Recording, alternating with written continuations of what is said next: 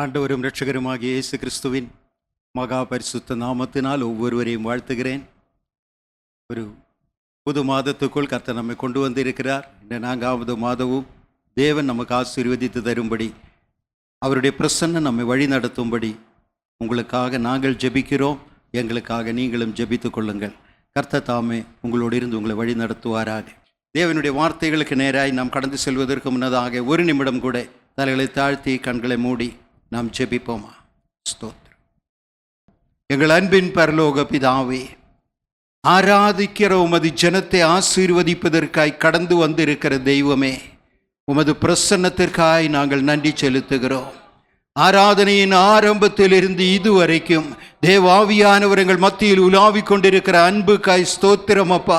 முழு பலத்தோடும் முழு உள்ளத்தோடும் முழு ஆத்துமாவோடும் தேவாதி தேவனை ஆராதிப்பதற்கு நாங்கள் கடந்து வந்திருக்கிறோம். எங்கள் தகப்பன் எங்கள் மத்தியில் உலாவிக் கொண்டிருக்கிறீர். இந்த மேன்மையான இடத்திற்காய், இந்த மேன்மையான நேரத்திற்காய் கர்த்தரை நாங்கள் துதிக்கிறோம் அப்பா. எங்களுடைய பலவீனங்களை மாற்றும்படி ஆவியின் வல்லமையினால் எங்களை ஒரு விசை கூட இடைகட்டுவீராக. எங்கள் சோர்வுகளை மாற்றும்படி அபிஷேக வல்லமையினால் எங்களை நிரப்புவீராக. தேவாவியின் காற்று ஆலயத்தில் வீசுவதாக. அந்த பலத்த காற்றினால் அநேகருடைய உடல் பலவீனங்கள் நீங்கட்டும், அநேகருடைய வியாதிகள் நீங்கட்டும், சத்ருவின் தந்திரங்கள் மந்திர கட்டுகள் உடைந்து நொறுங்கி விழுவதாக. ஆவியின் காற்று பலத்த காற்றாய் ஆலயத்தில் வீசிக்கொண்டிருக்கிறபடியால் உமக்கு ஸ்தோத்திரம். கர்த்தாவே, உங்க வார்த்தைகளுக்காய் நாங்கள் காத்திருக்கிறோப்பா. நீங்க பேசுகிற தெய்வம் தானே. உங்க வார்த்தைகளுக்கு பரலோகமே நடுங்குகிறது. இன்றைக்கு அந்த சத்தம் தொனிக்க வேண்டும். என் தேவனுடைய சத்தம் ருபாலா பௌதானா சங்கா பௌடலஷ்யா, என் கர்த்தருடைய மகிமையின் சத்தம் ஆலயத்தில் தொனிக்க வேண்டும் ராஜா. அடியனை மறைத்துக் கொள்வீராக. அடியனை மறைத்து நீங்க பேசுங்க ஆண்டவரே. உங்க சத்தத்திற்காய் காத்திருக்கிறோம், உங்க வார்த்தைகளுக்காய் காத்திருக்கிறோம், உங்க கிரியைகளுக்காய் காத்திருக்கிறோம். உங்க பிரசன்னத்திற்காய் நன்றி. தொடர்ந்து எங்களோடு இடைபெடுவீராக. இயேசுவின் நாமத்தில் ஜெபிக்கிறோம் பிதாவே, ஆமென், ஆமென். ஸ்தோத்திரம். அல்லேலூயா. நாம் தியானிக்க தேவாவியானவர் தந்திருக்கிற வேத வசனம் பரிசுத்த யோவான் எழுதின சுவிசேஷம் 14வது அதிகாரம் 19வது வசனம். John 14:19. 14-19 வாசிக்கலாமா? இன்னும் கொஞ்ச காலத்திலே உலகம் என்னை காணாது, நீங்களோ என்னை காண்பீர்கள். நான் பிழைக்கிறபடியினால் நீங்களும் பிழைப்பீர்கள்.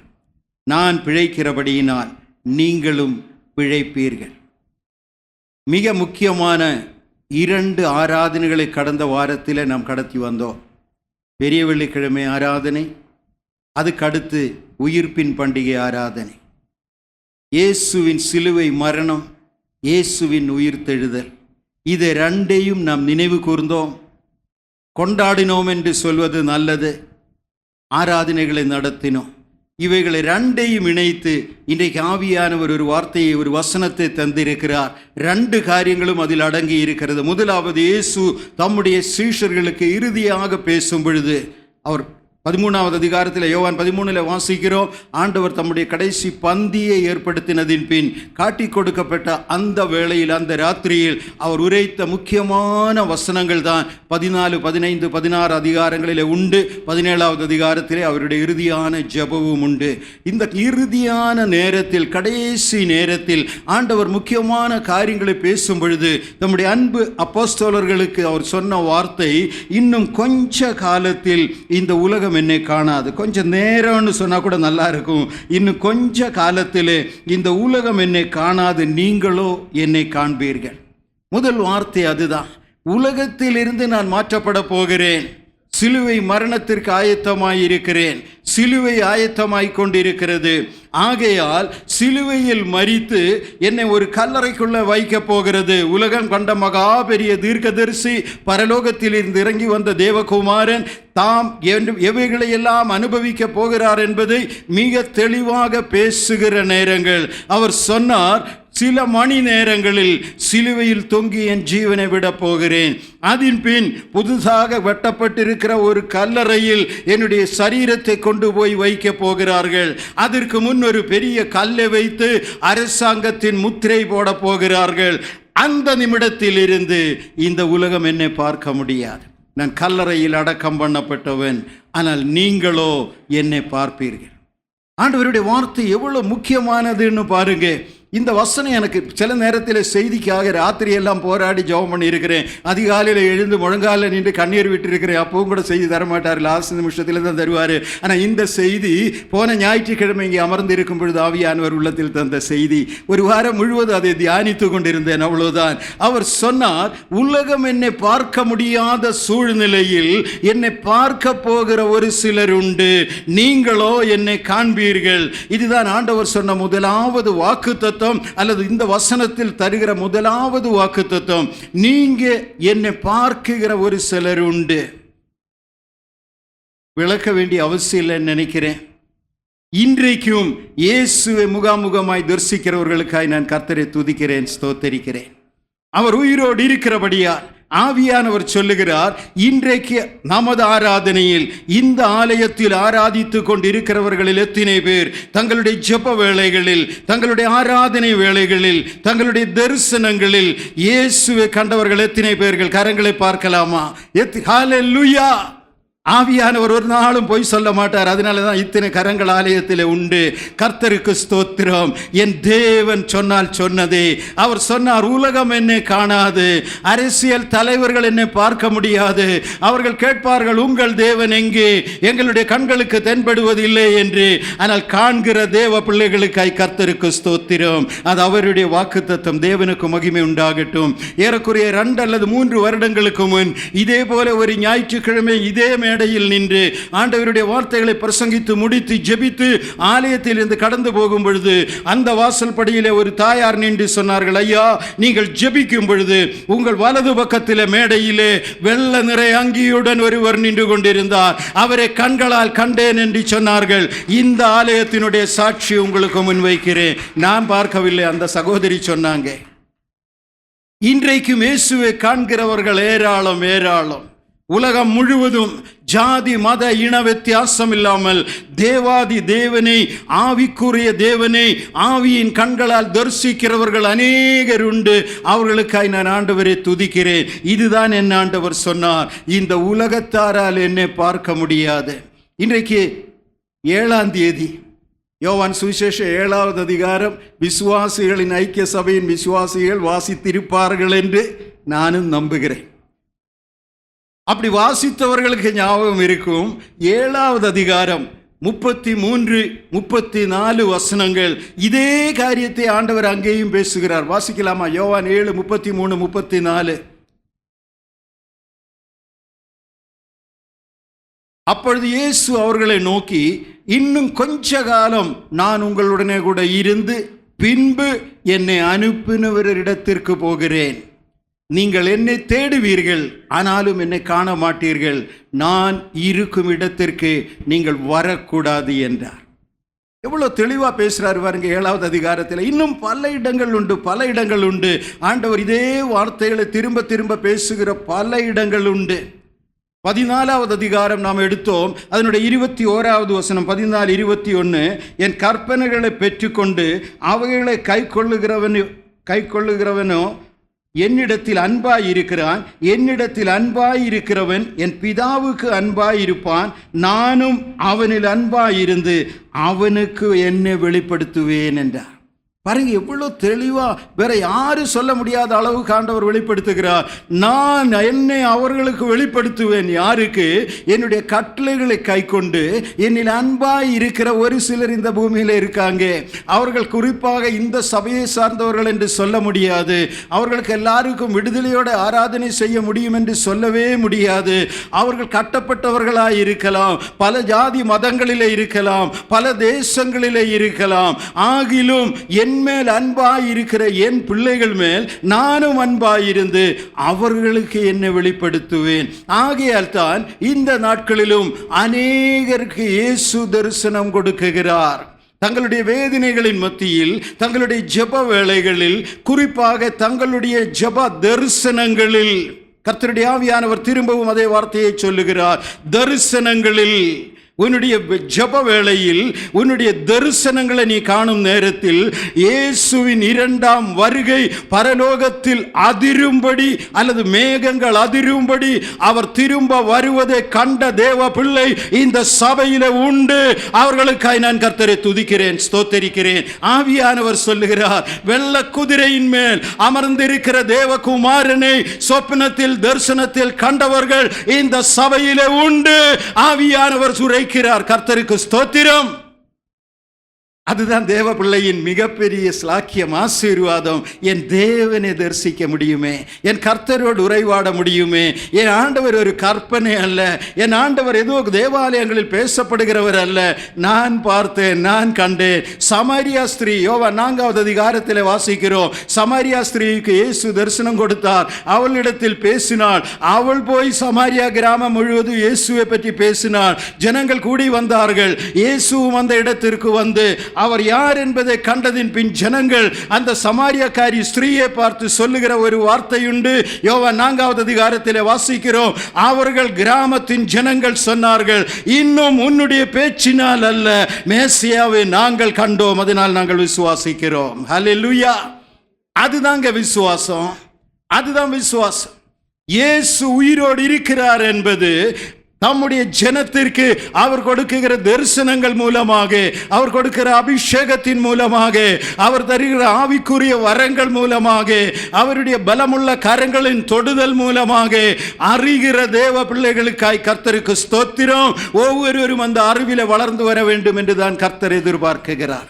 நான் உயிரோடு இருப்பதை இந்த உலகம் பார்க்க முடியாது. எவ்வளோ பெரிய பணக்காரனும், எவ்வளோ பெரிய ஐஸ்வர்யவானும், எவ்வளோ பெரிய அதிகாரியும் அவரை பார்க்கவே முடியாது. ஏனெனில் அவர் பரிசுத்தர், பாவத்தின் கண்களுக்கு அவரை பார்க்க முடியாது. ஆனால் இயேசுவை நேசித்து அவருக்காய் முற்றிலும் அர்ப்பணித்த ஒரு சிலர் உண்டு. அவர்களுக்கு இயேசு தம்மை வெளிப்படுத்துகிறார். இந்த கடைசி நாட்களில் அதிகமாய் தம்மை வெளிப்படுத்தி கொண்டிருக்கிறார். இந்த இறுதி நாட்களில் என் ஜனம் என்னை காண வேண்டும் என்று இயேசு வாஞ்சையாய் இருக்கிறார். என கண்டவன் தான் சாட்சி கொடுக்க வேண்டும். கர்த்தருக்கு ஸ்தோத்திரம்.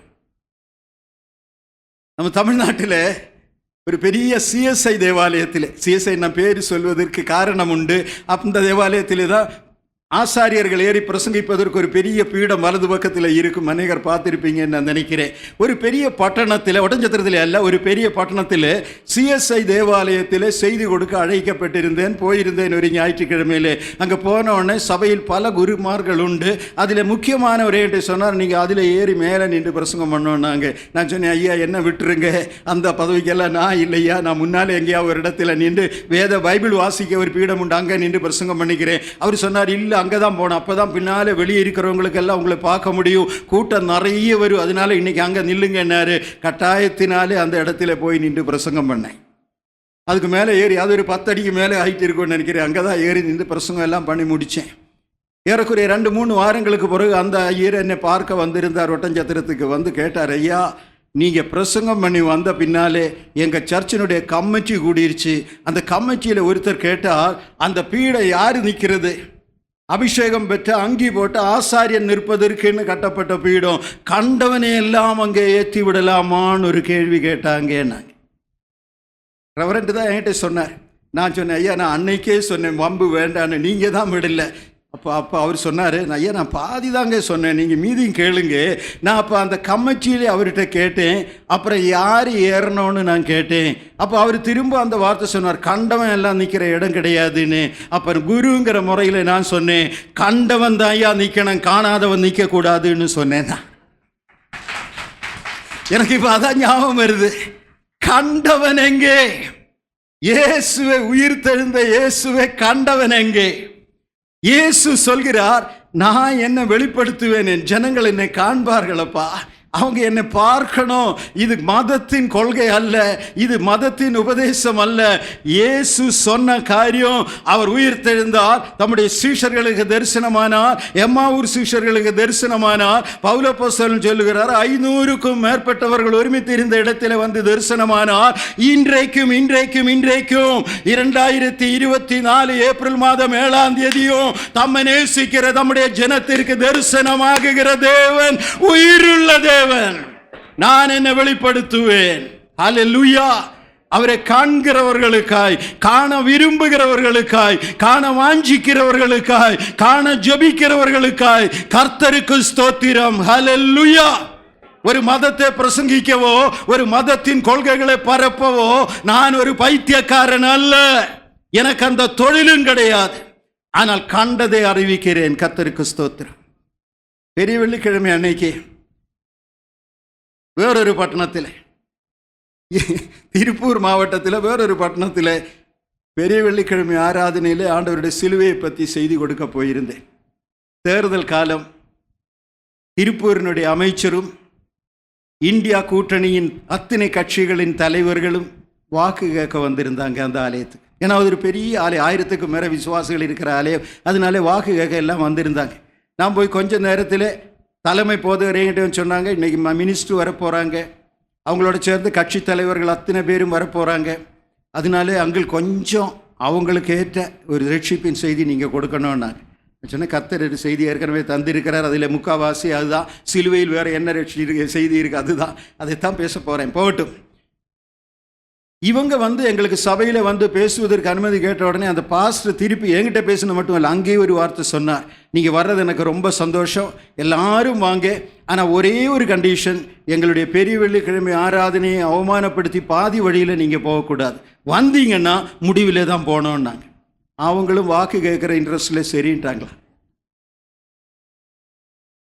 நான் இது மாதிரி பிரசங்கம் பண்ணிட்டு நிற்கிறேன். வந்தாங்க பெரிய கும்பல். ஏன்னா மினிஸ்டர் எல்லாம் வர்றதுனால காவல்துறை, அந்த அது இது அப்புறம் ஒவ்வொரு கட்சியின் தலைவர்கள், அதனுடைய உபதலைவர்கள், என்ன அந்த நகரமன்ற தலைவர், அந்த தலைவர், இந்த தலைவர் எல்லாம் சேர்ந்து கிட்டத்தட்ட ஒரு 50 பேர் உள்ளே வந்தாங்க. அவங்களுக்கு எல்லாம் சேர் ஒதுக்கி விட்டாங்க. இந்த 50 பேரை பார்த்தது நான் 1000 விசுவாசிகளை விட்டுட்டேன், இந்த பக்கம் திரும்பிட்டேன். சுவிசேஷம் என்னன்னு மிக தெளிவாய் பேசினேன் பெரிய வெள்ளிக்கிழமை அன்னைக்கு. பாவ மன்னிப்பு இல்லாமல் பரலோகத்தை அடைய முடியாது. தெளிவா பேசினேன். நீ பெரிய மந்திரியா இருக்கலாம், அதிகாரியா இருக்கலாம், நரகம்தான் உன் முடிவுன்னு பேசினேன். தெளிவாய் ஆவியானவர் அந்த தைரியத்தை வைத்துக்கொண்டு சுவிசேஷம் மிக தெளிவாய் பேச கர்த்தர் கிருபை செய்தார். செய்தி முடிந்தது. நான் உட்கார்ந்துட்டேன். நகரமன்ற தலைவர், மந்திரியினுடைய கணவர், மந்திரி ஒரு அம்மா, அவங்களுடைய கணவர் திமுக கட்சியில், திமுகவில் ஒரு பெரிய மாநில தலைவராக அவர் வந்து வாக்கு கேட்க முன்னுக்கு வந்தார். அவர் முதலாவது என்ன சொன்னார் தெரியுமா? நான் நடுங்கி போனேன், நான் கட்சியில் இருக்கிறேன், நான் அரசியலில் இருக்கிறேன், மாநிலம் முழுவதும் போய் பிரசங்கங்களை பண்ணுறேன், கேட்குறேன், ஆனால் இப்படி ஒரு பிரசங்கம் நான் கேட்டதே இல்லை. அப்புறம் என்கிட்ட திரும்பிட்டு கேட்டார், ஐயா நான் உங்களை பற்றி விசாரித்தேன், நீங்கள் ஒட்டஞ்சத்திர ஆஸ்பத்திரியில் வேலை செய்கிறதாக கேள்விப்பட்டேன், நீங்கள் அதை விட்டுட்டு வந்துடுங்க, கன்னியாகுமரியில் இருந்து சென்னை வரைக்கும் மேடை நான் உங்களுக்கு அமைச்சு தரேன், நீங்கள் வந்து பிரசங்கம் பண்ணுங்கன்னாங்க. நான் உட்கார்ந்த இடத்துல கொஞ்சம் தலையை குஞ்சிட்டு சொன்னேன், நான் கட்சிக்காரன் அல்ல, இயேசுவின் சிலுவையை பற்றி பேச எந்த ஊருக்கும் போவேன், ஆனால் வேற எதையும் பேச மாட்டேன். நான் கட்சிக்கு பேசுகிறவன் அல்ல, என் கர்த்தரை பற்றி பேசுகிறேன். காரணம் உண்டு, நான் அறிந்த சத்தியத்தை பேசுகிறேன். கட்டளைகளையோ கற்பனைகளையோ யாரோ சொன்ன போதனைகளையோ எங்கேயோ வாசித்த புத்தகத்தின் அபிப்பிராயங்களையோ மேடையில் நின்று விளம்புகிறவன் அல்ல, நான் அனுபவிக்கிறதை சொல்லுகிறேன். ஆகையால் தைரியமாய் பேசுகிறேன். அன்றைக்கு எப்படி பேச கர்த்தர் கிருபை செய்தார் என்ற வார்த்தை பின்னால் நினைத்தேன். நான் அங்கிருந்து வரும்பொழுதெல்லாம் பாஸ்டர்மா எல்லாம் மாறி மாறி ஃபோன் அடிச்சுட்டு இருந்தாங்க. அங்கே எப்படி அதை சொன்னீங்க, எப்படி இதை சொன்னீங்க? நான் சொன்னீங்க என்ன சொன்னேனோ எனக்கே ஞாபகம் இல்லையே. ஆவியானவர் உதவினார், பேசினேன், அவ்வளோதான். கர்த்தருடைய பிரசன்னம் என்னோட இருந்தபடியால் நான் உண்மை என்று அறிந்தவைகளை மாத்திரம் அந்த இடத்தில் பேசினேன். கர்த்தருடைய நாமம் மகிமைப்படுவதாக போகட்டும். இயேசு சொன்னார், கொஞ்ச காலத்திலே இந்த உலகத்தின் தலைவர்கள் என்னை பார்க்க மாட்டாங்க, ஆனால் பரலோகத்தின் முத்திரை போடப்பட்ட என் பிள்ளைகள் என்னை பார்ப்பார்கள். கர்த்தருக்கு ஸ்தோத்திரம். அதுதான் தேவ பிள்ளைகளின் மிகப்பெரிய ஆசீர்வாதம், மிகப்பெரிய ஸ்லாக்கியம். இப்போ செய்தியின் 2வது பகுதிக்கு வருகிறேன். முக்கியமான பகுதி அதுதான். 19வது வசனம். இயேசு சொன்னார், நான் பிழைக்கிறபடியினால் நீங்களும் பிழைப்பீர்கள். நான் உயிரோடு இருக்கிறேன், நீங்க ஏன் கவலைப்படுறீங்க? நான் பிழைக்கிறபடியினால் நீங்களும் பிழைப்பீர்கள். அவர் சிலுவைக்கு போவதற்கு முன்னதாக வியாழக்கிழமை இரவில் சொல்கிறார், நான் பிழைத்திருக்க போகிறேன். என்னை சிலுவையில் அறைந்து என்னை அடக்கம் பண்ணி நான் 3வது நாள் உயிர்த்தெழுந்து நான் உயிரோடு இருக்க போகிறேன். நான் உயிரோடு இருக்கிறபடியால் நீங்களும் பிழைப்பீர்கள், நீங்களும் வாழ்வீர்கள். உங்களை நான் வாழ வைப்பேன். என் ஜனத்திற்கு நான் போதுமானவராய் உயிருள்ளவராய் இருக்கிறேன். இது வேதாகமத்தில் அநேக இடங்களில் பார்க்க முடியும். அப்போஸ்தலர்கள் ஊழியத்தை ஆரம்பித்தார்கள். அப்போஸ்தலர் 3வது அதிகாரத்தில் வாசிக்கிறோம், தாயின் வயிற்றிலிருந்து சப்பானியாய் பிறந்த ஒருவனே பேதுருவும் யோவானும் போய் பேதுரு கரங்களை பிடித்து தூக்கிவிட்ட உடனே அவன் எழுந்தான், குதித்தெழுந்தான், நடந்தான். எல்லாம் நமக்கு தெரியும். ஜனங்கள் கூடி வந்தார்கள். எந்த அதிகாரத்தில் இதை செய்றீங்க? இயேசுங்கிற பேரை நீங்க ஏன் பயன்படுத்துறீங்க? நீங்க எப்படி இந்த அற்புதம் செய்றீங்க? அன்னைக்கு பேதுரு சொன்ன ஒரு பதில் உண்டு. 14-15 வசனங்களில் காண்கிறோம். பேதுரு சொன்னார், ஜீவாதிபதியை நீங்கள் கொலை செய்தீர்கள், தேவன் அவரை உயிரோடு எழுப்பினார், அதற்கு நாங்கள் சாட்சிகளாய் இருக்கிறோம். ஹல்லேலூயா, ஹல்லேலூயா. அவ்வளவுதாங்க, அவ்வளவுதான். மாம்சத்தில் பிறந்த எந்த மனிதனும், அது பேதுருவா இருக்கலாம், அது பாஸ்டர் செல்வினா இருக்கலாம், அது அப்ரகாமா இருக்கலாம், மண்ணுதான். ஆனால் ஜீவாதிபதி உயிரோடு இருக்கிறார். ஹல்லேலூயா. அவரை உயிரோடு தேவன் எழுப்பினதற்கு நாங்கள் சாட்சிகள். அவ்வளவுதான், அவ்வளவுதான். எங்களுக்கு வேற மேன்மை பாராட்ட ஒண்ணுமே இல்லை. என் தேவன் உயிரோடு இருக்கிறபடியால் அவரை காணக்கூடிய ஸ்லாக்கியம், அவரிடத்தில் பேசக்கூடிய தகுதி அவர் நம்முடைய ஜனத்திற்கு கட்டளையிட்டு இருக்கிறபடியால் நாங்கள் பேசுகிறோம், நாங்கள் பெற்றுக்கொள்கிறோம், நாங்கள் பார்க்கிறோம், நாங்கள் உரையாடுகிறோம், அதை நாங்கள் அறிக்கையிடுகிறோம். அவர் உயிரோடு இருப்பதினாலே அவர் என்ன சொல்ல விரும்புகிறாரோ அதை அவர் நிறைவேற்றுகிறார். கர்த்தருக்கு ஸ்தோத்திரம்.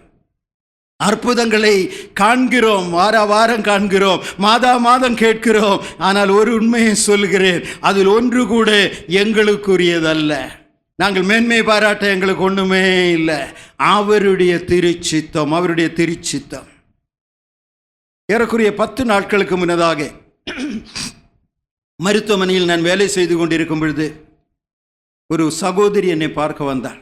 அவங்களுக்கு என்னமோ பிரச்சனை, பணம் கட்டுற இடத்துல ஏதோ பிரச்சனை, அங்கே வாக்குவாதமாய் என்னென்னமோ வாக்குவாதமாய் கடைசியில் செக்யூரிட்டிக்காரங்களை சொன்னாங்களா, மேலே போய் நிர்வாகிகிட்ட கம்ப்ளைண்ட் கொடுங்கன்னு. அவங்க கம்ப்ளைண்ட் கொடுக்கத்தான் வந்தாங்க. என்னுடைய அறைக்குள்ளே வந்து என்னை அப்படியே பார்த்துட்டு இருந்தாங்க. அப்போ எனக்கு என்னன்னு தெரியல, ஒரு அம்மா வந்து இப்படியே பார்த்துட்டு நிற்கிதேன்னு நான் கேட்டேன், என்னம்மா வேணும், வாங்க உட்காருங்கன்னு. அவங்க முதல்ல என்னை பார்த்து கேட்ட கேள்வி, அப்போ தப்பு நடப்பது சரியான்னு கேட்டாங்க. தப்பு நடக்கிறது சரியா? நான் சொன்னேன், என்னமோ இந்த அம்மா நம்மளை வம்புகளுக்கு வந்திருக்காங்க போல, இல்லாட்டி இந்த கேள்வி கேட்கணுமா? இப்போ நான் கேட்டேன், என்னம்மா தப்பு நடந்துச்சு அதே சொல்லுங்கள். நீங்கள் என்ன தப்புன்னு சொல்லாமல் நான் எப்படி பதில் சொல்ல முடியும்? அவங்க மறுபடியும் கொஞ்சம் நேரம் என்னை அப்படியே கவனித்து பார்த்துட்டு கேட்டாங்க, உங்கள் பேர் அப்ரகாம் தானேன்னு கேட்டார். இப்போ நான் கேட்டேன், அது தப்பான்னு கேட்டேன். என்ன தப்புன்னு நான் கேட்குறேன், நீங்கள் அதை சொல்லுங்க, என் பேருக்கு என்ன முக்கியத்துவம்? இந்த அம்மா உடனே சேர் இழுத்து போட்டு உட்கார்ந்தாங்க. உட்காந்துட்டு என்கிட்ட சொன்ன காரியம், ஐயா உங்களை எங்கேயாவது பார்க்கணுன்னு நான் ரொம்ப காலமாக ஜெபம் பண்ணிகிட்டு இருந்தேன். நீங்கள் எங்கள் ஊருக்கு வந்திருக்கீங்க, உங்களுக்கு தெரியுமா? அவங்க எந்த ஊருன்னு எனக்கு தெரியாது. நான் சொன்னேன், எனக்கு எந்த ஊருன்னு தெரியாதம்மா, என்னன்னு தெரியாது. போகட்டும், அவங்க சொன்ன காரியம், நீங்கள் அந்த ஊருக்கு வந்து ஒரு கூட்டத்தை நடத்தீங்க, செய்தி கொடுத்தீங்க. நீங்கள் போகும்போது மரண தருவாயில் இருந்த ஒரு வாலிப பிள்ளைக்காய் ஜெபிக்க ஒரு வீட்டுக்கு உங்களை கூட்டு போனாங்க. எனக்கு இப்போ ஞாபகம் இல்லை. நான் சொன்னேன், இருக்கலாம்.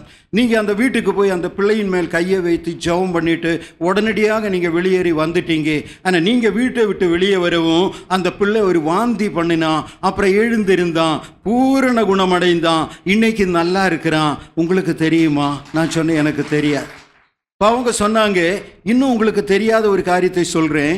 அந்த பிள்ளை அன்னைக்கு இறந்து போவான்னு சொல்லி பாடையை வாங்கி வீட்டில் வச்சுட்டு இருந்தாங்க, அப்புறம் தான் உங்களை ஜெபம் பண்ண கூப்பிட்டாங்கன்னாங்க. நான் சொன்னேன், ஐயோ எனக்கு இது ஒன்றுமே தெரியாதும்மா. அவங்க சொன்னாங்க, அந்த பிள்ளை உயிர் பெற்று எழும்பின பின்னாலே அந்த கிராமமே உங்களை பார்க்கணுன்னு ஆசைப்படுறாங்க. உங்கள் பேர் தான் எல்லாரும் பேசிக்கிறாங்க.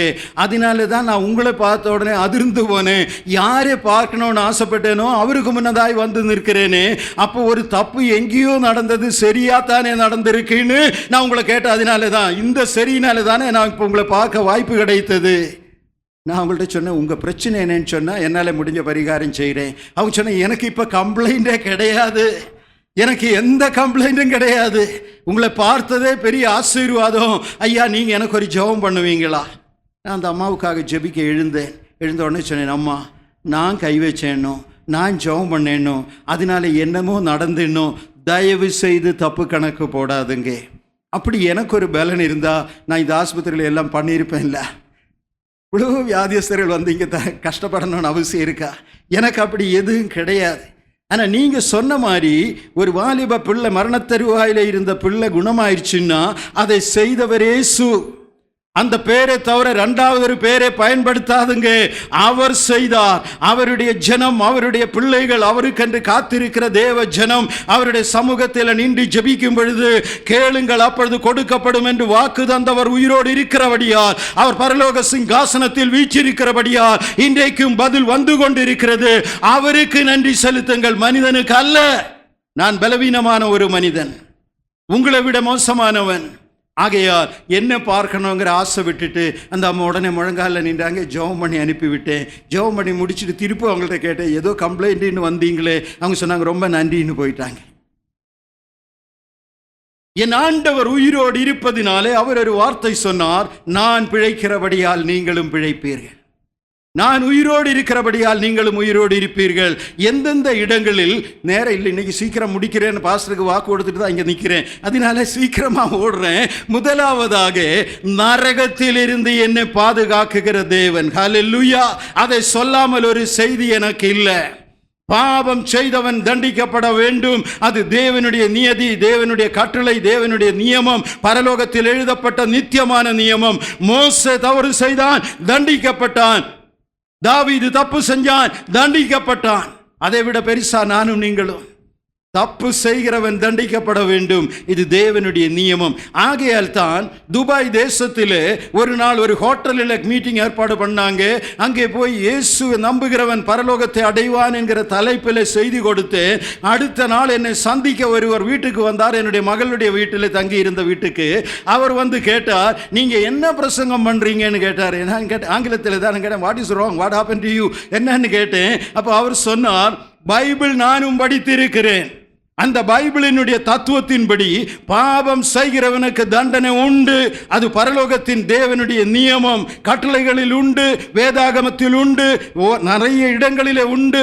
பாவம் செய்கிறவனுக்கு தண்டனை இல்லை, பரலோகம் தான் அவனுக்கு உண்டுன்னு நீங்க பிரசங்கம் பண்ணீங்களே, அது நீங்க சுமந்து வந்த வேதாகமத்திற்கு முரண்பாடானதுன்னு அவர் என்கிட்ட வாக்குவாதம் பண்ணார்.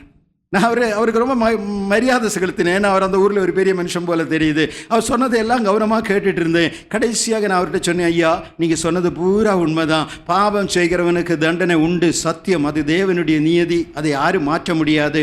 ஆனால் நான் இப்போ திருப்பி உங்களிடத்தில் பதிலுக்கு முன்னதாக 2 கேள்விகளை கேட்க விரும்புகிறேன். இயேசு பாவம் செய்தாருன்னு நீங்கள் நினைக்கிறீங்களான்னு கேட்டேன். அப்போ அவர் சொல்கிறேன், நோ, இல்லவே இல்லை. அவர் பாவம் செய்ததற்கு வரலாற்றிலே அல்லது வேதத்திலே அல்லது உலகத்திலே அல்லது மதத்திலே அல்லது அந்த தேசத்தின் வரலாற்றிலே ஏதாகிலும் ஒரு சின்ன அடையாளம் நீங்கள் காமிக்க முடியுமான்னு கேட்டேன். அவர் சொன்னார், இல்லை, இயேசு பாவம் இல்லாதவர். நான் தான் சொல்கிறேனே, ஹி இஸ் சின்லெஸ். இப்போ நான் சொன்னேன், அவரை நியாயம் விசாரித்த நீதிபதி பீலாத்து 3 முறை சொன்னார், இவரில் பாவம் காண என்ன. அப்படிப்பட்ட ஒருவர் இல்லையா? ஆமான்னார்.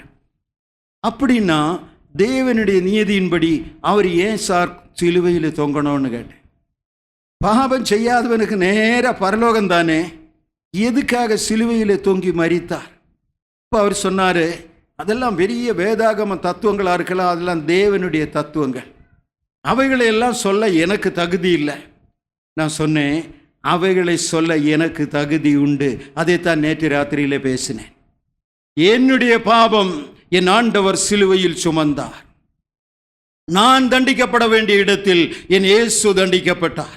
வேதாகமத்தில் 2 கொரிந்தியர் 5வது அதிகாரம் 21வது வசனம், பாவம் அறியாத அவர் நமக்காக பாவமாக்கப்பட்டார்.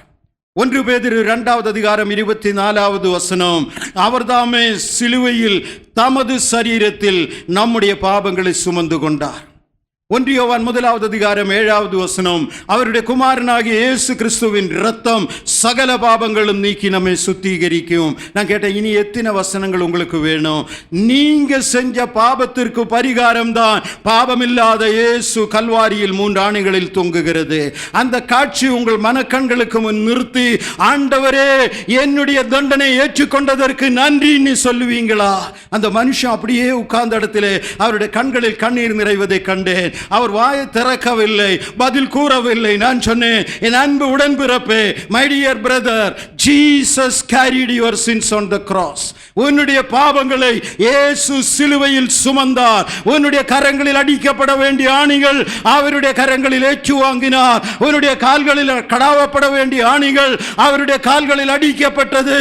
உன்னுடைய விலாவில் ஈட்டினால் குத்தப்பட வேண்டிய இடத்தில் அவருடைய விலாவில் ஈட்டிகள் பாய்வதற்கு அவர் இடம் கொடுத்தார். சாட்டை வாரினால் அடி வாங்கினார், தலையில் முள்முடி ஏற்று வாங்கினார். யோவான் 19:34 வேதம் சொல்லுகிறது, கடைசி சொட்டு இரத்தமும் அவர் சிந்தி கல்வாரி சிலுவையில் பாவிகளில் ஒருவனாய் எண்ணப்பட்டு பாவத்தை சுமந்து பாவத்திற்கு பரிகாரமாய் மரித்தார். இயேசு எனக்காக மரித்தார். அதனால என்ன பிரயோஜனம்? இன்னைக்கு அவர் என்ன சொல்றார் தெரியுமா? என்னிடத்தில் வருகிறவனை நான் புறம்பே தள்ளுவதில்லை. எனக்கு ஒரு பரலோக நம்பிக்கை உண்டு, எனக்கு ஒரு நம்பிக்கை உண்டு, நமக்கு ஒரு நம்பிக்கை உண்டு. என் இயேசு என் பாவத்திற்கு பரிகாரமாய் மாறினதினாலே, பெரிய வெள்ளிக்கிழமை நாங்கள் கொண்டாடின சிலுவை என்னுடைய பாவத்திற்காக உயர்த்தப்பட்ட சிலுவையாய் இருப்பதினாலே, இயேசுவே நன்றி, அந்த சிலுவைதான் நான் பரலோகம் அடைவதற்கான பாதை, வழி. அது இல்லைன்னா நிச்சயமா நான் நரகத்தில் தான் முடிந்திருப்பேன். ஆனால் இன்னைக்கு ஒரு நம்பிக்கை உண்டு, பரலோக ராஜ்யம் எனக்காய் ஆயத்தமாய் கொண்டிருக்கிறது. இயேசு என்னுடைய பாவங்களுக்கு பரிகாரமாய் மாறினார். அற்புதமான ஒரு பாடல், அடிக்கடி நம்முடைய ஆலயத்தில் நாம் பாடுகிற பாடல் தான், சிலுவை நாதர் இயேசுவின் பேரொளி வீசிடும் தூய கண்கள். ஒரு வருஷம் மட்டும் பாடலாமா? சிலுவை நாதர் இயேசுவின் பேரொளி வீசிடும் தூய கண்கள், சிலுவை நாதர் இயேசுவின் பேரொளி வீசிடும் தூய கண்கள், என்னை நோக்கி பார்க்கின்றது, தம் காயங்களையும் பார்க்கின்றது. என்னை நோக்கி பார்க்கின்றது, தம் காயங்களையும் பார்க்கின்றன. சிலுவை நாதர் இயேசுவின். அந்த பாடல் முழுவதும் நேரம் கிடைக்கும் பொழுது கொஞ்சம் பாடி பாருங்க. என் கைகள் பாவம் செய்ததினால் அவர் தம்முடைய கையின் காயங்களை பார்க்குகிறார். என் கால்கள் பாவ வழியில் நடந்ததினால் அவர் தம்முடைய பாதங்களின் காயங்களை பார்க்குகிறார். அந்த சிலுவையில் இருந்து புறப்படுகிற ஒரு சத்தம் உண்டு, பயப்படாதே, நான் பிழைக்கிறபடியால் நீங்களும் பிழைப்பீர்கள். ஹல்லேலூயா! நான் உயிரோடு இருக்கிறபடியால் என் பிள்ளைகள் பிழைப்பீர்கள். பரலோக ராஜ்யம் உங்களுக்கு உண்டு. அதுதான் அந்த வாக்குத்தத்தம். யோவான் 14:2 இயேசு சொன்னார், நான் உங்களுக்கு ஒரு இடத்தை ஆயத்தம் பண்ண போகிறேன். யாருக்கு? பாவிக்கு, பாவத்தில் வாழ்ந்தவனுக்கு, பாவம் செய்தவனுக்கு, பாவத்திற்காக இந்த சரீரத்தை விட்டு கொடுத்தவனுக்கு, பாவம் செய்வதற்காக தன்னுடைய ஆஸ்தியை செலவழித்தவனுக்கு இயேசு வாக்கு தருகிறார், நான் பிழைக்கிறபடியா ஒரு பரலோகத்தில் உனக்கு ஒரு இடம் உண்டு. அதுதான் மிகப்பெரிய வாக்குத்தத்தம். இன்னும் நிறைய உண்டு, முடிக்க நேரமாகி விட்டது. என்னுடைய சாபங்களை சிலுவையில் சுமந்த தேவன், சாபங்கள் பலவிதம் உண்டு. உபாகமம் 28வது அதிகாரம் 15வது வசனத்திலிருந்து வாசித்து பாருங்க. சாபன என்னன்னு அங்கே வேதத்தில் எழுதப்பட்டிருக்கிறது. அத்தனை சாபங்களையும் சிலுவையில் சுமந்தவர். கலாத்தியர் 3:13 வேதம் சொல்லுகிறது, சிலுவையில் மரத்தின் மேல் தூங்குகிற எவனும் சபிக்கப்பட்டவன் என்று எழுதப்பட்டிருக்கிறபடி இயேசு சிலுவையில் தொங்கி நமக்காக சாபமாக்கப்பட்டார். ஒருவேளை ஒரு அரை மணி நேரம் இருந்திருந்தால் அந்த சாபத்தில் இருந்து விடுதலை பெற்றவர்களின் வரலாறு கதைகள் நிறைய சொல்வதற்கு எனக்கு உண்டு. சாபத்தில் இருந்து விடுதலை தருகிற தேவன், வியாதியில் இருந்து விடுதலை தருகிற தேவன். இன்றைக்கு அதிகமாய் பிசாசினுடைய கிரியைகளினால் வியாதிகள் பெருகி கொண்டிருக்கிறது. சத்ருவானவன் தேவ ஜனங்களை தாக்குவதற்காக வியாதிகளை அதிகமாய் கொடுக்குகிறான். புற்றுநோய், கேன்சர்வாதி. இன்னைக்கு கூட நம்ம ஜெபித்தோம். பெரிய வெள்ளிக்கிழமை அன்னைக்கு உபவாச ஜெபத்திலே பாஸ்டர்மா அதுக்காக குறிப்பாக ஜெபம் பண்ணினார்கள். எதினாலே வருகிறது? பிசாசினுடைய கிரியைகள். நான் இந்த காரியத்தை வைத்து தேவ சமூகத்தில் ஜெபிக்கும் பொழுது அவர் எனக்கு தந்த ஒரு ஆலோசனை உங்களுக்கு முன்வைக்க விரும்புகிறேன். புற்றுநோய் அல்லது பிசாசினால் கொண்டு வரப்பட்ட எந்த ஒரு வியாதிக்காகவும் நீங்கள் ஜெபிக்கும் பொழுது அதிகாரத்தை கரங்களில் எடுத்து ஜெபிக்க வேண்டும். தேவன் தம்முடைய பிள்ளைக்கு கொடுத்திருக்கிற அதிகாரத்தை கரங்களில் எடுக்க வேண்டும். என்ன செய்ய வேண்டும்? இந்த வியாதியை கொண்டு வருகிற பொல்லாத பிசாசே, மந்திர வல்லமையே, பிசாசின் ஆவியே, சாபங்களின் அசுத்தாவியே, இயேசுவின் நாமத்தில் உன்னுடைய வல்லமைகளை உடைக்குகிறேன். உன்னை காட்டி நரகாக்கினிக்குள்ள போடுகிறேன். அற்புதம் நடக்கும், அற்புதம் நடக்கும். தேவ பிள்ளை கட்டளையிட்டால் அதை மீறி வரக்கூடிய எந்த அசுத்தாவியும் இல்லை, அதை தாண்டி வரக்கூடிய எந்த பிசாசும் கிடையாது. ஏன்னா நீ தேவனுடைய பிள்ளை, அவர் உனக்குள்ளே வாசமாயிருக்கிறார். சர்வ வல்லவர் உனக்குள்ளே. 1 யோவான் 4:4 நம்ம பாடலை பாடினோம். எங்களுக்குள்ளே இருக்கிறவர் இந்த உலகத்தில் இருக்கிறவனை விட பெரியவர். ஹல்லேலூயா! அவர் பெரியவர். அவருடைய அதிகாரத்தினால், அவருடைய வல்லமையினால், அவர் அந்த அதிகாரத்தை பயன்படுத்தி அவனை கட்டி பாருங்க. அவன் கட்டப்பட்டு இருக்கும். ஸ்தோத்திரம். நான் பல வருஷங்களுக்கு முன்னொரு விஷயம் சொல்லியிருக்கிறேன். நீலகிரி மாவட்டத்தில் இருக்கும் பொழுது அங்கே சாரதான் ஒரு சகோதரி, கிறிஸ்தவள் அல்ல, இந்து குடும்பத்தை சார்ந்த சகோதரி. ஒவ்வொரு அமாவாசை நாளிலும் அவளுக்கு ஒரு அசுத்தாவி வரும். பெரிய பிரச்சனை, தன்னையை காயப்படுத்தி என்னென்னமோ உபத்திரவம், வீட்டில் உபத்திரவம். இது தாங்க முடியாமல் அவர்கள் எங்கெங்கேயோ மந்திரத்துக்கு மேல் மந்திரம், தந்திரத்துக்கு மேல் தந்திரம், என்னென்னமோ பண்ணி பார்த்தாங்க. அதிகரிக்கிறதே தவிர குறையாகவில்லை. கடைசியில் ஒரு பாஸ்டர் இடத்திற்கு போனார்கள். அந்த பாஸ்டர்கிட்ட சொன்னாங்க, நீங்கள் யாராவது வந்து ஜெபம் பண்ணா விடுதலை ஆகும்னு எல்லாரும் பேசிக்கிறாங்க. ஆனால் எங்கள் குடும்பத்தில் நீங்கள் எல்லாம் வந்து ஜெபம் பண்ணால் பெரிய பிரச்சனை, அதனால யாருக்கும் தெரியாமல் வந்து ஜெபம் பண்ணிட்டு போடுங்கன்னாங்க. அந்த பாஸ்டருக்கு ஒரு யோசனை. அவர் சாயந்தரம் எனக்கு ஃபோன் பண்ணார். இப்படி ஒரு பிரச்சனை இருக்குது, வர முடியுமா, நம்ம போகலாம். நான் சொன்னேன் வர்றேன்னு. அவங்க வீட்டுக்கு நாங்கள் போயிருந்தோம். அங்கே ஜெபம் பண்ணோம். அந்த சாரதாவை நிறுத்தி, குடும்பத்தின் அங்கத்தினர்களை நிறுத்தி ஜெபித்து முடிக்கும் பொழுது என்னை அறியாமல் நான் ஒரு வார்த்தையை பயன்படுத்தி ஜெபித்தேன். இயேசுவின் இரத்தத்தினால் இந்த வீட்டை சுற்றி ஒரு வேலி அமைக்கிறேன். அந்த வேலியை தாண்டி எந்த பிசாசும் வரக்கூடாது, வர முடியாது. இது இயேசுவின் இரத்தத்தின் வேலின்னு சொல்லி ஜெபம் பண்ணி முடித்து அங்கிருந்து கடந்து வந்தேன். அடுத்த அமாவாசை நாள் வந்தது. சாரதாவின் தகப்பனார் அடுத்த நாள் என்னை பார்க்க எங்கள் வீட்டுக்கு வந்திருந்தார். அவர் சொன்னார், ஐயா மிகப்பெரிய ஆச்சரியம். என்னையா என்ன நடந்ததுன்னு கேட்டேன். அவங்க சொன்னாங்க, நடு ராத்திரியில் வழக்கம் போல் அந்த பிசாசின் ஆவி வந்தது. ஆனால் கேட்டுக்கு வெளியே நின்று சாரதா சாரதான்னு கூப்பிட ஆரம்பித்தா. வெளியே இருந்து கூப்பிடுற சத்தம் சாரதாவுக்கு தெளிவாக கேட்குது. சாரதா சொன்னால், அவங்க எல்லாம் வந்து ஜெபம் பண்ணிட்டு போயிட்டாங்க, ஆனால் பிசாசு மறுபடியும் வந்தான். அந்த அசுத்தாவி வந்து என்னை கூப்பிடுது. இப்போ என்ன நடக்குமோ தெரியலையே. சாரதா உள்ளே நடுங்கி பயப்பட்டுட்டு இருந்தா. ஆனால் திரும்ப திரும்ப அங்கே இருந்து தான் கூப்பிட்டுட்டு இருக்கு. கொஞ்சம் நேரம் போக சாரதா திருப்பி கேட்டாளா, வழக்கமாக வந்தால் நேராக உள்ளே வந்து என்னை பிடிப்பியே, இன்னைக்கு ஏன் என்னை வெளியே இருந்து கூப்பிட்டுட்டு இருக்கேன்? அப்போ அந்த அசுத்தாவி சொல்லிருச்சா, இந்த வீட்டை சுற்றி ஒரு வேலி கட்டி இருக்காயா, எனக்கு உள்ளே வர முடியாது, அதனால தான் வெளியே நிற்கிறேன். சாரதா நீ கொஞ்சம் வெளியே வான்னு சொன்னாளா. அந்த வேலி தான் இன்னைக்கு உங்களுக்கு இன்னும் கொடுக்கப்படுகிற இயேசுவின் ரத்தம். ஹல்லேலூயா! இயேசு சொன்னார், நான் பிழைக்கிறபடியால் நீங்களும் பிழைப்பீர்கள். சத்துரு கொண்டு வருகிற பிரச்சனை எதுவாக இருக்கலாம். குடும்பத்தில் பிரச்சனையாக இருக்கலாம். ஒரு சிலருக்கு காரணம் இல்லாமல் கோபம் வரும், எரிச்சல் வரும், முரட்டாட்டம் வரும். எதுக்கு தான் கோபப்படுறாங்கன்னு அவங்களுக்கும் தெரியாது, அடுத்தவங்களுக்கும் தெரியாது. ஒன்றை சொல்கிறேன், நீங்கள் திரும்ப கோபப்பட்டீங்கன்னா கோபம் டபுள் ஆகும். ஆனால் சத்துருவை காட்டுங்க. பிசாசை காட்டுங்க, அவனுடைய வல்லமைகளை காட்டுங்க, அவனுடைய அதிகாரங்களை காட்டுங்க. இந்த வீட்டில் உனக்கு இடமில்லை. இயேசுவின் இரத்தத்தை தெளிக்கிறேன். பொல்லாத ஆவியே, உன் வல்லமை எடுத்து நரகத்திற்கு போய் என்று காட்டுங்க. கர்த்தர் தந்திருக்கிற அதிகாரத்தை பயன்படுத்துங்க. அது பரலோகத்தில் எழுதப்பட்டிருக்கிறது. ஹல்லேலூயா. மத்தேயு 18:18 இயேசு சொன்னார், நீங்கள் பூமியில் எவைகளை கட்டுகிறீர்களோ அவைகள் பரலோகத்திலும் கட்டப்பட்டிருக்கும். கட்டுங்க. அங்கே கட்டுகிற ஒருவர் உண்டு. ஸ்தோத்திரம். அவர் சிங்காசனத்தில் வீற்றிருக்கிறார். ஹல்லேலூயா.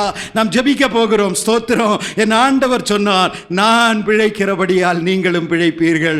கொஞ்ச காலத்தில் இந்த உலகம் என்னை காணாது, நீங்களோ என்னை காண்பீர்கள். இன்றைக்கு அநேக காரியங்களை வைத்து ஆலயத்தில் வந்து ஜெபிக்க நாம் கூடி வந்திருக்கலாம். அநேக தேவைகளோடு நாம் வந்திருக்கலாம். அநேக பிரச்சனைகளோடு நாம் வந்திருக்கலாம்.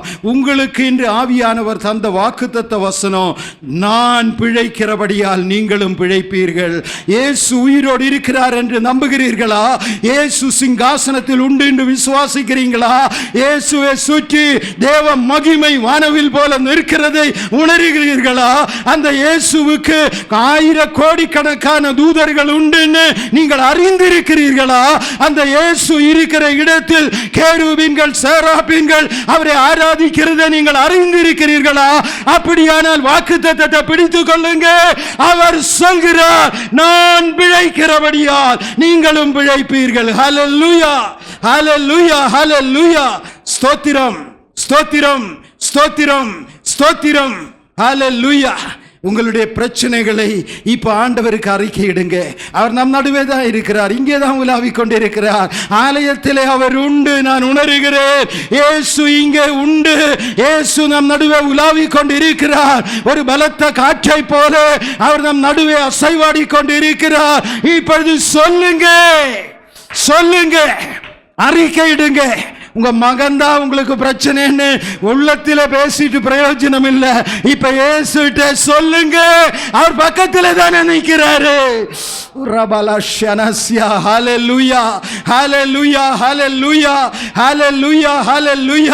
பொருளாதார பற்றாக்குறை தான் என்னுடைய பிரச்சனைன்னு இன்னைக்கு வேதனைப்பட்டு வந்திருக்கிறீங்களா? மனுஷனை சொல்லி பிரயோஜனம் இல்லை. அப்பாட்ட சொல்லுங்க, உங்களை நேசிக்கிற தகப்பன் இதோ பக்கத்தில் நிற்கிறாரு. உங்க வலது பக்கத்தில் உங்களை பார்த்து தானே நிற்கிறாரு. சொல்லுங்க, சொல்லுங்க. பரிகாரம் உண்டு, பரிகாரம் உண்டு. நானே உன் பரிகாரியாகிய கர்த்தர் என்று வாக்கு தந்தாரே. இன்னைக்கு என்ன பரிகாரம் தேடி அலைகிறீங்க? இன்னைக்கு என்ன பரிகாரம் தேடி ஓடுறீங்க? அவர் தானே சொல்றாரு, நானே உன் பரிகாரியாகிய கர்த்தர். ஹல்லேலூயா. அவர் தாங்க உனக்கு பரிகாரி, அவர் தான் உனக்கு பரிகாரி.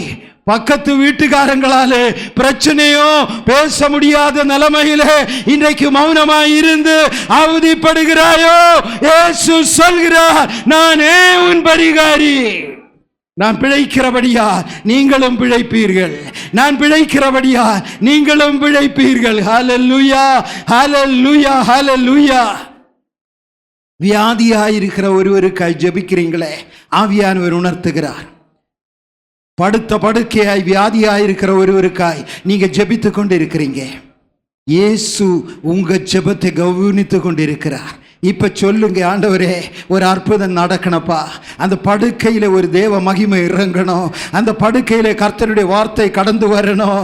ஓ, அன்னைக்கு திமிர்வாதக்காரனை பார்த்து உன் பாவங்கள் உனக்கு மன்னிக்கப்பட்டிருக்கிறது, எழுந்து நடன்னு சொன்னீங்களே, இன்னைக்கு எனக்காக சொல்ல மாட்டீங்களா? இன்னைக்கு எனக்காக கிரியை செய்ய மாட்டீங்களா? இன்னைக்கு உங்களை பார்த்து ஜெபிக்கிறேன். அந்த படுக்கையில், ஹல்லேலூயா, அந்த படுக்கையில் படுத்திருக்கிற நோயாளியின் மேல் தேவனுடைய வல்லமை உள்ள வார்த்தை இப்பொழுது கடந்து செல்வதாக. இயேசுவின் நாமத்தில் அவர்கள் எழுந்திருப்பார்களாக. ஹல்லேலூயா. S Lord. நன்றி ராஜா, நன்றி ராஜா, நன்றி, நன்றி. ஆவியானவர் அந்த அறையை மிக தெளிவாய் காண்பிக்கிறார். ஒரு கட்டிலில் தான் படுத்திருக்காங்க. அங்கே ஒரு அசைவள்ளி கம்பி கட்டப்பட்டிருக்கிறது. அதில் சில பழைய துணிகள் தொங்கிக் கொண்டிருக்கிறது. அதன் பக்கத்தில் தான் அந்த படுக்கை. அதில் இருக்கிற தாயை குறித்து தான் ஆவியானவர் சொல்லுகிறார், இன்றைக்கு உன்னுடைய ஜெபத்திற்கு பதில் உண்டு. அற்புதம் நடந்து கொண்டிருக்கிறது. ஹல்லேலூயா, ஹல்லேலூயா. இயேசு உயிரோடு இருக்கிறார். நான் பிழைக்கிறபடியால் நீங்களும் பிழைப்பீர்கள். ஹல்லேலூயா. பரீட்சை எழுதி மார்க்குக்காய் ரிசல்ட்டுக்காய் காத்திருக்கிறவர்கள் உண்டு, வேலைக்காய் காத்திருக்கிறவர்கள் உண்டு, திருமண காரியங்களை வைத்து ஜெபிக்கிறவர்கள் உண்டு, மகப்பேறு காரியங்களை எண்ணி தேவனுடைய சமூகத்தில் பயத்துடன் நிற்கிறவர்கள் உண்டு, இன்னும் அநேக காரியங்களுக்காய் ஜெபத்துடன் காத்திருக்கிறவர்கள் உண்டு. உங்களுக்கு உயிர் தெழுந்த இயேசு வாக்கு தருகிறார், நான் பிழைக்கிறபடியா நீங்களும் பிழைப்பீர்கள். நீங்க வாழ்வீங்க, உங்களை வாழ வைப்பேன். ஹல்லேலூயா. ஸ்தோத்திரம், ஸ்தோத்திரம், ஸ்தோத்திரம். எலும்புகளில் கர்த்தருடைய ஜீவன் இறங்குவதை நான் உணர்கிறேன். ஒரு சிலருடைய எலும்புகளில் என் இயேசுவின் வல்லமை இறங்கி கொண்டிருக்கிறது. சில எலும்புகளில் கர்த்தர் புது வல்லமை அனுப்புகிறார். வலி உள்ள இடங்களில், வேதனை உள்ள இடங்களில், நடக்க முடியாத இடங்களில், காயம்பட்ட இடங்களில், ஐயோ என்று அழுத இடங்களில், படுக்க முடியாமல் திரும்பி திரும்பி படுத்த படுக்கைகளில் இதோ கர்த்தருடைய பலன் உன்னுடைய எலும்புகள் இறங்குகிறது. இயேசுவின் நாமத்தில், இயேசுவின் நாமத்தில், இயேசுவின் அதிகாரம் உள்ள நாமத்தில் அந்த வலிகள் இப்பொழுது நின்று போகட்டும். ஹல்லேலூயா, ஹல்லேலூயா. வலியை கொண்டு வந்த பொல்லாத பிசாசே, குடும்பத்தை ஒரு சாபம் பிடித்ததினாலே அந்த சாப கட்டின் தொடர்ச்சியாக வலிகளை கொண்டு வந்த பொல்லாத பிசாசே, உன் வல்லமைகளை உடைக்குகிறேன், உன் தலையை நசுக்குகிறேன், சாப கட்டுகள் நரக அக்கினிக்குள்ள தூக்கி வீசுகிறேன். ஹல்லேலூயா. கர்த்தர் விடுதலை செய்வதற்காய் ஸ்தோத்திரம், அற்புதம் நடப்பதற்காய் நன்றி. நான் பிழைக்கிறபடியா நீங்களும் பிழைப்பீர்கள் என்று சொன்னீரே, உங்க வார்த்தையை உங்க ஜனங்களுக்கு கொடுத்திருக்கிறேன். தேவன் கிரியை செய்து கொண்டிருப்பதற்காய் ஸ்தோத்திரம். நாங்கள் இயேசுவை விசுவாசிக்கிறோம், இயேசுவின் வாக்குத்தத்தங்களை விசுவாசிக்கிறோம், இயேசுவின் ஆவியானவரை விசுவாசிக்கிறோம், இயேசுவின் வல்லமையை விசுவாசிக்கிறோம். அற்புதம் நடந்து கொண்டிருப்பதற்காய் ஸ்தோத்திரம். உமக்கு நன்றி ராஜா. அந்த வார்த்தைகளுக்காய் நன்றி. எல்லா துதியும் கனமும் மகிமையும் உங்களுக்கே நாங்கள் தருகிறோம். இயேசு கிறிஸ்துவின் பரிசுத்த நாமத்தினால் ஜெபிக்கிறோம் எங்கள் ஜீவனுள்ள பரலோக பிதாவே. ஆமென், ஆமென். பிதாவே, நன்றியோடு ஸ்தோத்திரிக்கிறோம். ஜெபங்களை கேட்கிறவரே, ஜெபங்களை பார்க்கிறவரே, ஜெபங்களுக்கு பதில்களை தருகிறவரே, ஜெபங்களை கவனிக்கிறவரே, வேண்டிக் கொள்வதற்கு நினைக்கிறதுக்கும் மிகவும் அதிகமாய் எங்களுக்குள்ளே கிரியை செய்ய வல்லவர். இன்றைக்கு கர்த்தர் கொடுத்த வல்லமை நல்ல ஊழியத்துக்காக, வார்த்தைக்காக நன்றி சொல்கிறோம். கேட்டவர்கள் விசுவாசிக்க, கேட்டவர்கள் பெற்றுக்கொள்ள, கேட்டவர்கள் மீது ஆவியான ஊற்றப்பட, கேட்டவர்கள் வசனத்தில் நிலைத்திருக்க, கேட்டவர்கள் போய் கனி கொடுக்க, கேட்டவர்கள் மாற்றப்பட, விடுதலையாக்கப்பட இயேசுவின் நாமத்தினாலே ஆசீர்வதித்து செபிக்கிறோம். ஜனமாய் இஸ்ரவேலை கர்த்தர் ரட்சித்தருளும், உயிர்ப்பித்தருளும், சமாதானத்தாரும், ஆசீர்வதியும், நாடு திரும்ப கிருபை தாரும். ஆண்டவரே, கர்த்தர் நாமத்திலும் துன்பப்படுவர்களை தைரியப்படுத்தும், பலப்படுத்தும். ஒவ்வொரு குடும்பத்திலும் சமாதானத்தை தாரும். சேர்ந்து ஜெபிக்கும் போது தேவ பிரசன்னம் எழுப்புதல் விளங்கட்டும். நன்றியோடு ஸ்தோத்திரிக்கிறோம். வருகைக்காய் ஆயத்தப்படுத்தும். சீக்கிரமாய் வாரும். இயேசு இரட்சகர் மூலம் கேட்கிறோம் பிதாவே. ஆமென்.